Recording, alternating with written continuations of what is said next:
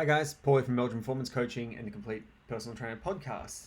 In this week's series, we're going to be talking about the multiple applications of our tools. So, in training our clients working in the gym, we have a number of different tools at our disposal. And a lot of people they become very fixated and very attached to the tools that they use. And they seem to kind of go, all right, cool, that tool is just for that purpose. And ideally, each tool has a purpose it's most suited for, but it can be done for multiple goals as well. So what I want to do in this series is very training orientated, is focus on a different tool and how it can be used to achieve multiple goals. So today I'm going to be talking about cardiovascular exercise. In the next couple ones, I'm going to talk about strength training, and then I'm going to talk about multiple modality tools or mixed modality tools. So what I want you guys to be able to take away from this is when you're looking at a different tool in the gym, it will give you a better understanding of where to place it in your program. So to give a example of that, let's look at a strength training exercise really quickly and look at what it does in terms of its first tier results, second tier, third tier. So what I mean by that is the first tier is the main thing the exercise does. The second tier is the second thing it does, and the third tier is obviously the third thing it does. So let's just use a chin-up as an example of this. Chin-up is, if we're going to look at it from a hypertrophy lens, the chin-up's main use is the hypertrophy the lat muscles of the upper back. So that's its main outcome. That's the best outcome you get from chin-ups. It's not the only thing it does though. Chin-ups will also have a secondary outcome, of putting hypertrophy in the biceps because they are involved. They're a secondary prime mover.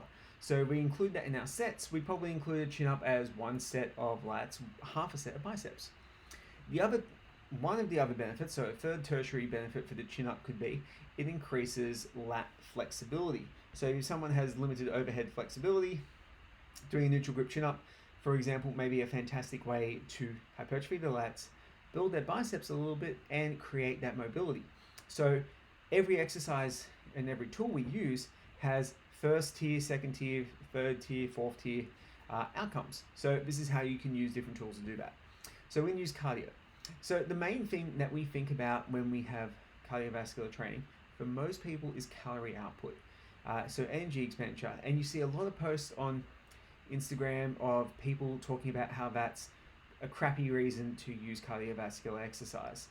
For some, it lacks nuance. It lacks shades of grey, which most things in the fitness industry do. People try and draw a line in the sand and take a stance because it's cool, it's marketable, you can put it in a post and people will like it and go, yeah, that's how I believe. Oh my God, you're saying what I feel. And it's intellectually lazy, unfortunately. Energy expenditure is a benefit of cardiovascular training.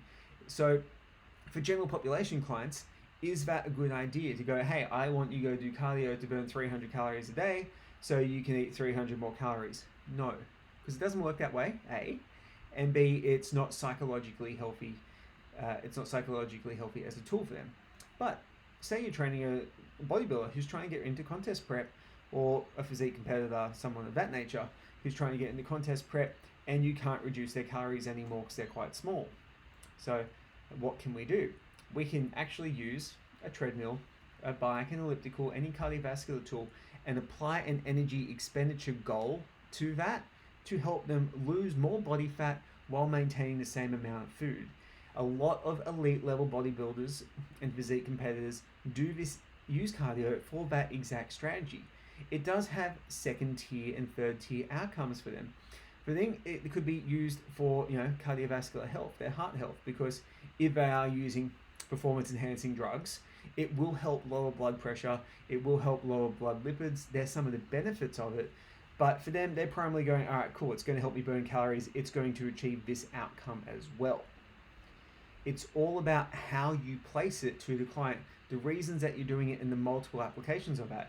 Because for a bodybuilder, using that tool rather than a mixed modality tool like a kettlebell could be better because it won't have the joint impact, for example. So some of the ways that we can use cardio. We can use it for heart health. We can use cardiovascular exercise as a tool to reduce blood lipids, to reduce blood cholesterol, to improve the strength of the heart. We do that by training cardiovascular training for 20 to 60 to 90 minutes, around 70% of maximal heart rate. It's commonly called cardiac output training, very steady state cardio is the way to do it. We can use high intensity interval training for the same purpose. We can use low intensity interval training for the same purpose. We need to look at what is the cardio adaptation we want to get and what are the secondary and tertiary goals of that client. We've already talked about how we can do it for energy expenditure. We can do it for metabolic flexibility, cardio training. So training someone, metabolic flexibility, for a quick description, and Mike T. Nelson is the guy for this, is basically the ability to alternate between using fats as a fuel and carbohydrates as a fuel in different situations. And the greater degree of metabolic flexibility, the greater degree of physiological health that you demonstrate. So if someone has poor metabolic flexibility, say they have an inability to burn fats as a fuel, doing fasted cardio in the morning, sure, it's not going to burn many more calories for energy expenditure. We're not trying to do it for that. We're trying to do it to increase their ability to use fats as a fuel, which is better for their metabolic health. Will it help, with energy expenditure? Sure, absolutely. But that's not a goal. In fact, we're probably looking at cardio health as our secondary goal for that one. We can also use it for parasympathetic recovery and parasympathetic tone. So one of the old arguments against cardiovascular training was that it would put you into a sympathetic state and overload your adrenal glands. If you have a listen to the series that we did last week on, my learning process and all the mistakes I made, a lot of the gurus I followed would say that exact same thing. Now, I found when we look at that, it really doesn't make any sense, because what happens when you do weight training is you basically tear down muscles, and you don't want that, but they respond and they get better. When you do cardiovascular training, your heart rate goes up, and yes, there is a sympathetic response, but that's cool, because what happens is what goes up must come down. So the parasympathetic tone, so the ability of your parasympathetic nervous system to work at a higher level and improve other things, is awesome. It improves really, really quickly, and that can be measured with tools like heart rate variability, morning pulse, overall recovery status, and a number of different ways to actually see if you are having that desired outcome. Lowered resting heart rate, lowered BP being very easy ones, that also give you an indication of your cardiovascular health. So guys, what I want you to do with this information is have a look at what your cardio programming that you're doing for clients, if any. Hopefully you are. And from here, what you want to do is look at, all right, cool, why have I programmed it this way? What's the outcome that this person needs? So if you have like a 45-year-old male client, for example, who's got borderline high triglycerides and higher blood pressure, is giving them high intensity interval training the best option for them, considering they're working 60 hours a week or 40 hours a week or whatever it is? You need to look at your programming and have a look at, is the way you've programmed that tool the best way to achieve their primary goal, their secondary goal, and their tertiary goal? And that's the art of program design, to balance what their wants are with what their needs are, and to understand if their need is more important than their want. So if someone wants to get really jacked and take a bunch of steroids and get huge as hell, but their liver and cardiovascular health is shot to hell, you need to fix that before they need to fix that before their want, their desire can be fulfilled. So have a look at your programming cardiovascular training, guys, and stay tuned for the next one, where we talk about strength training and the multiple applications of that.